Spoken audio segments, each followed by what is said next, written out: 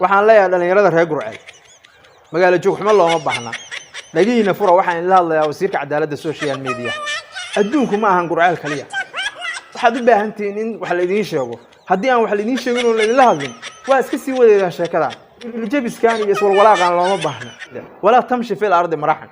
ardada dusheeda looma baahna in kibir lagu joogo iyo faajeertan looma baahna magaalo joog xumo looma baahna ka fariista social media iyo bulshada Soomaaliyeed adduunku Gurceel kaliya ma ahan waxa ay muuqata dhalinyarada reer Gurceel inay baraarujin u baahan yihiin oo isaba ogeyn muuqaalada laga soo duubayo in adduunka laga daawanayo waxa ay u haystaan marka ay hadlayaan in Gurceel kaliya laga daawanayo adduunku oo dhammaan Gurceel la noqday war adduunku Gurceel kaliya ma aha war Soomaaliya Gurceel kaliya ma aha magaalo joog xumo looma baahna war waxba ay ka qaldane xaaladda wax ka bedela dhalinyaradu dib intay isugu laabataan qabiilka reer dameer qashay hal nin ayaa u soo jiiday magacaas oo dameer qashay ayagoo dhammaysan qalan magaalo joog xumo looma baahna